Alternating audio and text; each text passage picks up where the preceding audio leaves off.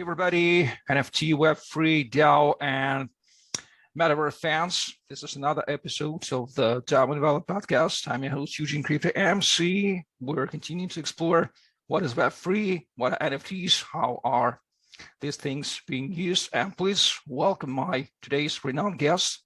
You might know him. He's Benjamin Rameau. He's the founder of the Jenny Metaverse DAO. This is the first Metaverse DAO and social token on Unicly protocol. So I'm expecting to the great conversation. Thank you very much, Benjamin, for joining me today. Hey, Crypto MC, how are you? Fine, thanks. And let's start with your personal story. You were a banker and you joined the Web3 realm. How was it? Tell us your story. How did you change the banking realm for Web3? Sure. Well, I guess anything's better than banking, but definitely being in crypto is a lot more fun. But it gave me a good background. So I was pretty anchored into fundamentals. You know, I was a CFA charter holder, and then kind of threw all that behind and went into the wild world of crypto. But you know, I gravitate more towards projects which have some kind of fundamental thesis behind it. Well, I was watching one podcast episode with you recently, and you said the great phrase, I loved it. NFTs are better than Bitcoin. Sounds fascinating and quite intriguing. What did you mean? Why do you think so? I think CryptoPunks are better than Bitcoin. And the reason for that is that money is store of energy. So, Bitcoin has proof of work and is store of energy.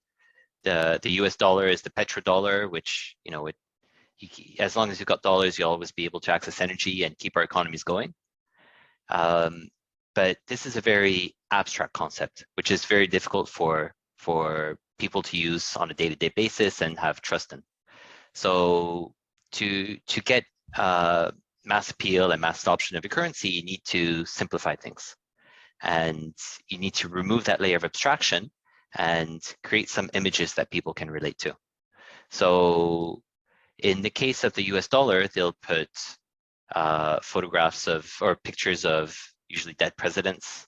In Europe, I think there's probably an even more divisive history than in America. And so nobody can really agree on which president to put on the bills. So they put usually dead musicians or dead authors to show shared cultural values. But these are all things that remove the layer of abstraction and which help people relate to the currency that they're dealing with. Now, CryptoPunks are also on Ethereum, which also runs on proof of work for the time being. But it's also has a visual aspect which can remove all the abstraction from all the complicated theory that goes behind it. And so it's a lot easier for people to relate to an NFT than it is to relate to a Bitcoin, for example. And once you get into financialization of NFTs with things like fractionalization, then I think it becomes even more realistic for those to eventually become money.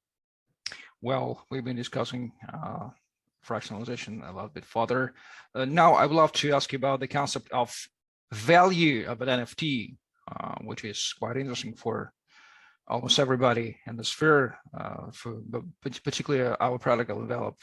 It aims to improve value, to make value more predictable. So value of NFT, how do you think, what influences on it? What factors value of NFT depends on from? I think currently popularity, for sure. But the growth of gaming NFTs is really injecting a lot more utility and value into real value into NFTs. And people being really able to use this on a daily basis for entertainment has really changed the way people interact with NFTs and with digital goods.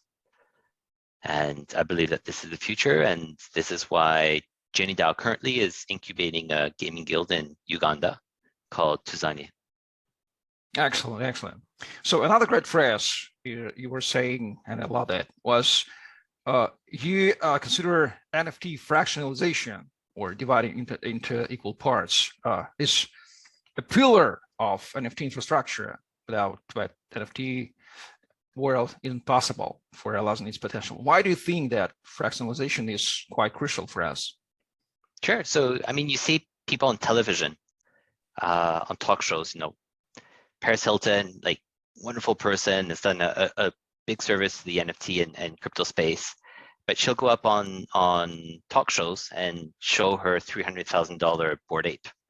And the fact is that even if profile pictures have, show a lot of social status and really have can be the primary gateway in the future for people to get into the crypto world, most people cannot afford a $300,000 profile picture. And so for everybody else in the world who wants exposure to these very high quality NFTs, but won't be able to afford to own all of it, owning 1% of it, for example, can be very advantageous and let them ride this big wave that we're currently experiencing. Well, by the way, isn't fractionalization crucial for the value of NFT, or does it influence on the value of NFT? Does value of NFT maybe diminishes when NFT is fractionalized? What are your thoughts? Yeah. So yes, there are some arguments that NFTs probably should not be divisible. That the whole point is that it's illiquid and that you're kind of stuck with that one unit. And I understand where this argument comes from. I'd also argue that the technology and the industry is changing, and that currently nobody has really mastered fractionalization. For that matter, including Unicly, which we're definitely working on improving. But every fractionalization platform in the world currently has some kind of flaw, which I think over time is going to get resolved. But when you talk about NFT fractionalization, you're not only talking about things like punks and Bored Apes. There's all kinds of other NFTs which can be fractionalized, which have real, genuine use cases. And if you look at Uniswap V3 positions, for example, where you've got billions of dollars on the stake as TVL on the platform, every single position is represented as an NFT. And once you start fractionalizing a Uniswap V3 position, for example, you can come up with all sorts of new DeFi cases. Solve is another project which is very interesting, which is coming up with financial NFTs. And they're coming up with NFTs embedded with tokens inside them, which can vest over a certain schedule. So that has a lot of use cases for venture capital. They're coming up with bond NFTs, where you can buy an NFT which will be held, which will have collateral behind it, which can then pay interest in the future. And once you start fractionalizing those type of assets, really, I think there's endless possibilities to what you can start doing. And I don't think people feel as emotionally attached to a bond NFT as they would necessarily towards their punk or their Bored Ape. And this is going to open all kinds of new opportunities. Well, let's dive into Jenny DAO. What's the purpose? Why did you create that, and how it works in general? So Jenny DAO, the idea was that we wanted to gather the best minds in the NFT world. We got some of the best investors. We were backed by people like Animoca Brands and Multicoin and really the top of the top. And these people get together and want to be able to get into an NFT collective and start buying assets together. Currently, most DAOs are decentralized in decision making, because the good DAOs at least go through proper voting processes and have some kind of democratic framework. But the actual NFT ownership is extremely centralized. And it's usually held either in one founder's wallet or maybe in a multi-sig with a couple of founders. But there's extreme centralization in all of these platforms. And same, by the way, goes for a lot of social tokens. And what you really want is the token of ownership in the DAO, not just to be a voting token, but to be a true representation of your ownership of the assets underlying it. And so you don't just want the founder to be in control of the NFTs, you want everybody in the community to be to be in control. And I believe that the only way to do that is through fractionalization, where the DAO token is not only a governance token, but is also the fraction token, which represents your pro rata ownership of the entire collection. And we did this the difficult way. At the time we built this, there was no platform which could host something like what we had in mind. And this is why we built Unicly. And Unicly is the platform which allows you to create these fractions. Well, I understand in detail. So you have built all the infrastructure from scratch for realizing all your main general tasks you aim to solve. Okay. So by the way, you've mentioned Animoca Brands, and Animoca Brands is our common partner. Animoca is investor in Envelop. Animoca is the partner of Jenny DAO. And we'd love to ask you, how do you see the strategic role of Animoca Brands in the development of all the NFT world? It's a legendary company, I think. People now recognize it's legendary. I think 4 years ago was not the case. But the chairman Yat is a man who had a vision, and there's really a few people in the industry who've been true visionaries. Unfortunately, I'm not one of them. But there's people like Yatsu, like Gabby Dyson, like Sebastian from Sandbox. These people really believed in NFTs very early on, at a stage when global NFT volumes across all exchanges was about $10,000 a day. So it was a tiny, tiny, tiny market. You list a random coin on Binance, even a completely random one, and you'll get $10 million of volume in a day. So, but these guys were stubborn and they held on to their beliefs. And I think this really contributed to where Animoca is today. Excellent. Thank you for mentioning these excellent, brilliant visionaries. We need to get them on our podcast too. So you said that your team created Unicly protocol because you can find the perfect solution for the realization of DAO, Jenny DAO tasks. What is Unicly protocol briefly? Why do you need it? Unicly allows you to take your NFTs, create a shard. A shard is a fraction, and then add your NFTs into a vault. And this vault is controlled by smart contract by all the governance tokens. This is very different from other fractionalization platforms, which are generally very good at fractionalizing single collections at floor price. So if you've got a collection of wrapped punks, then the lowest price punks within the punks collection can be easily be fractionalized. But the game theory around fractionalizing and then reversing the process, unfractionalizing for assets which are different, so one punk, one Bored Ape, or one expensive Bored Ape and one cheap Bored Ape, or even adding a Uniswap V3 position, is extremely complicated. So far, I think Unicly is the best at fractionalizing these assets with all kinds of different components in it, but it's not perfect. And there are some problems currently where you find that the shard prices don't accurately reflect the price of the NFT. So NFT price will go up and down, and the shard price will either move in a different direction or even worse, might not move at all. And this is bad because if you've got no price movements, then there's no arbitrage opportunities. That means that you've got no activity on the platform, which really erodes the utility of the governance token, which is the unique token. So I think we're conscious of these problems, and we're going to be fixing this.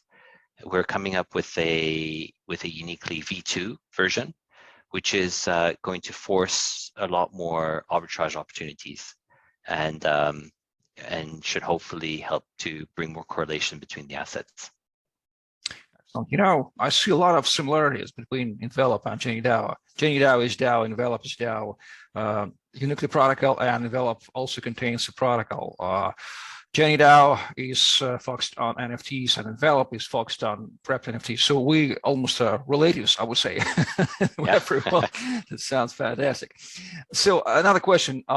super interesting in how NFTs may be combined with DeFi, and does fractionalization of NFT improves, or maybe not improves, influences on the success of the combination NFTs with DeFi?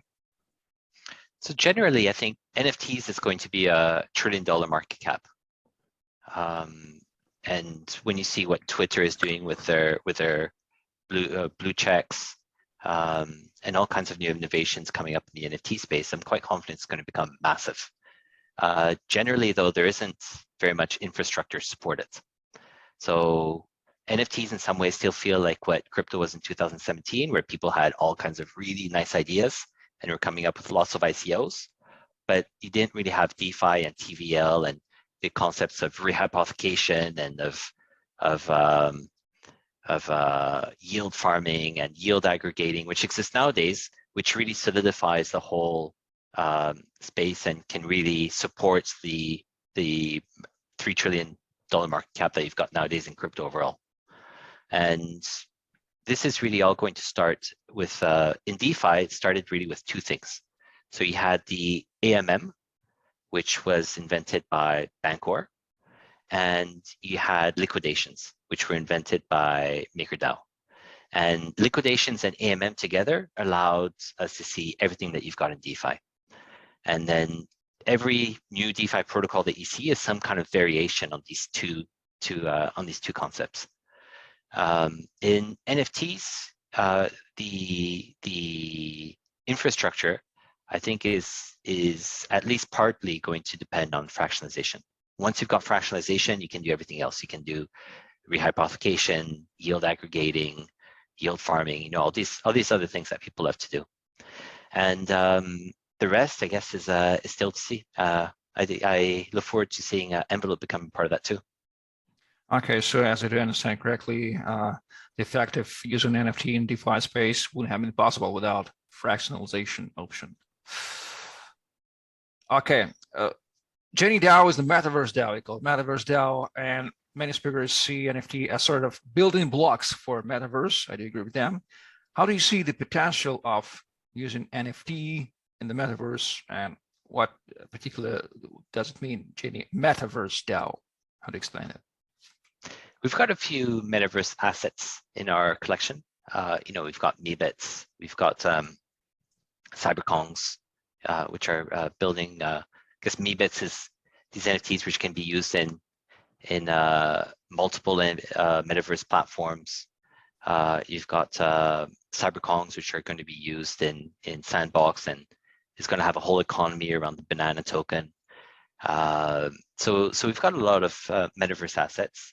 But I think our scope is a lot broader than that, and it's not just gaming related and not just Metaverse related. We've got in our collection 2 Bored Apes. We've got 2 punks, including one which is a pilot, which is really cool. We've got probably one of the top 5 global NFT photography collections. We were very early on the photography theme.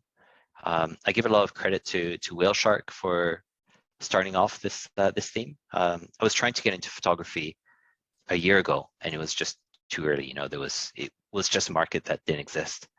But when the wave started picking up, we were one of the first ones to start scooping up assets, and we've now got a fabulous collection. And overall, I think generally when we buy NFTs, what we're thinking first and foremost is whether this can become a museum piece in 5 or 10 years. And I'm quite proud to say that I think probably a majority of our NFTs in our collection are museum quality. Excellent, sounds excellent. Okay, we are in 2022. Tell us briefly what are the plans of Jenny DAO for 2022? Where is Jenny on its roadmap journey now? Whom do you need for achieving your plans? Maybe you're hiring whom, and so on and so forth. Sure. So I think Unicly V2 will be a very important step towards fractionalization, and Jenny DAO will want to be a part of that. And so a migration is going to be planned sometime over the next year. There's also the Gaming Guild, Tuzania, which we have incubated, which is a very exciting project. So Tuzanye is in Uganda, set up by the ex-Binance Uganda team, and has a professional team of players, which is being guided by a esports professional called Bly. So Bly was a StarCraft 2 esports professional. He is training the local Ugandan trainers who then train the local players. And this model is proving to be extremely good.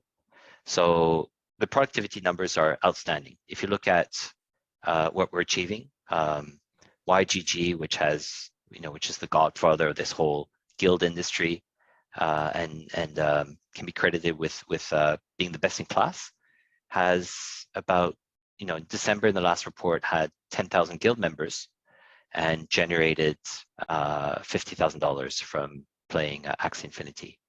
If you compare that to Tuzanye with 50 players back in February, the guild generated over $400,000. And so the idea of having professional, highly trained, very well-equipped players, I think, is very similar to what was very successful in the Web2 model in the whole esports industry. And this Tuzanye will be coming up with a token, and because it was incubated by Jenny DAO, there will be some kind of benefits to the Jenny community. The exact form of this has not been decided yet, whether it is a staking reward or a lock drop or a swap or some kind of mechanism which is going to be there to thank the people from the Jenny community for the support for Tuzanye.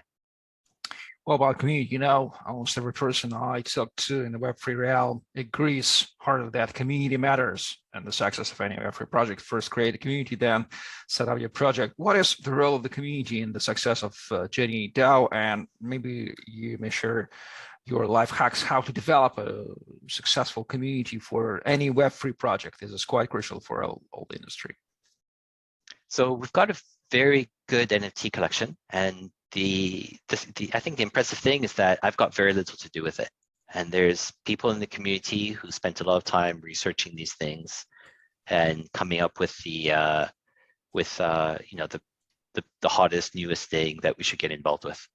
And the way I measure decentralization is really whether the project can survive without me. So if tomorrow I get hit by a bus, will the DAO still be in control of the assets? And the answer is yes, because the assets are truly decentralized and not held in my personal wallet. Will the DAO be able to continue decision making? And the answer is yes, because there's multi-sigs and true on-chain community governance. And will the DAO continue acquiring NFTs? And the answer there again is yes, because my job as a founder is really to be facilitating the community access to information, technological updates, these type of things. But really the curation of the NFTs is done by the Curation Council, not by myself. Okay. Another crucial part of our Web3 realm is learning. We need a lot of learn, and joining the industry requires a lot of learn, and this learning must be constantly. So how to learn about Web3? What will be your suggestions? And maybe you may share your favorite learning resources. I hope you've been learning too on an everyday basis, because it's possible to be in the industry without learning. Just learn by doing.